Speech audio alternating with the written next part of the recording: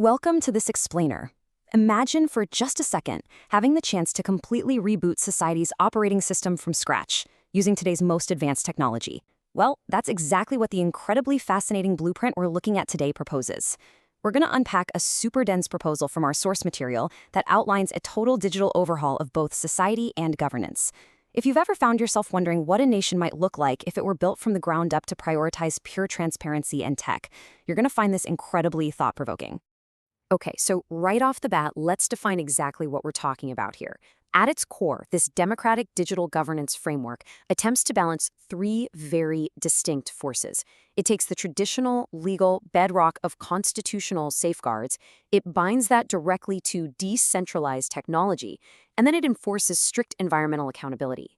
It's a total reimagining of how a nation operates, creating a system where the law, the tech, and the environment are literally permanently linked together. To make sense of all this, we're going to break it down from the micro to the macro. We'll look at the new democratic digital framework itself, how it empowers individual citizens, the way it redefines societal value, AI's role in government accountability, and finally, we'll look at the global cooperative vision. Let's dive right into part one, a new democratic digital framework. Normally we think of legal, constitutional laws and decentralized tech as completely separate, almost opposing worlds.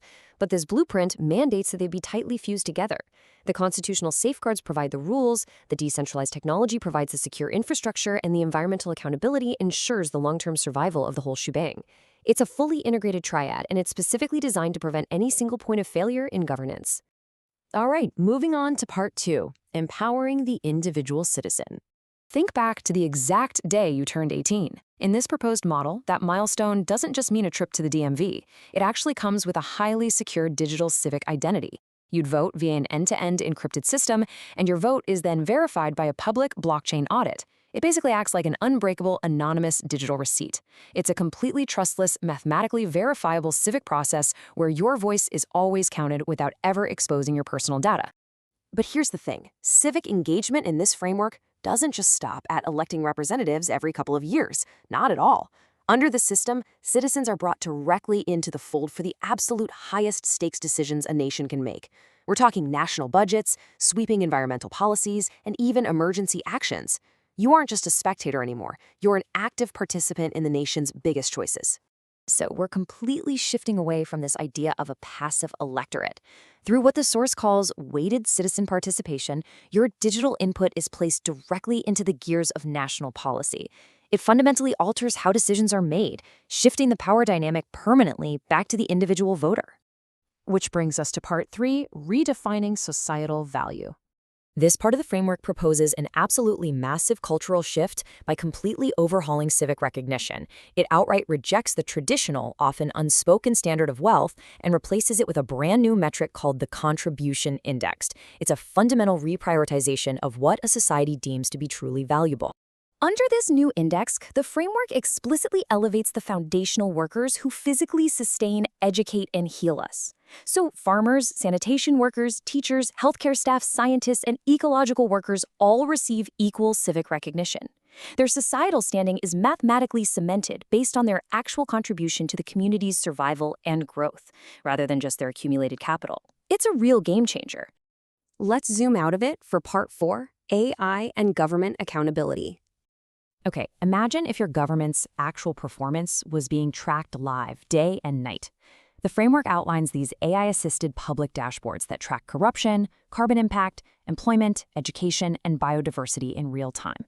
Instead of waiting around for spun quarterly reports or annual audits, AI is constantly feeding this unvarnished data straight back to the public.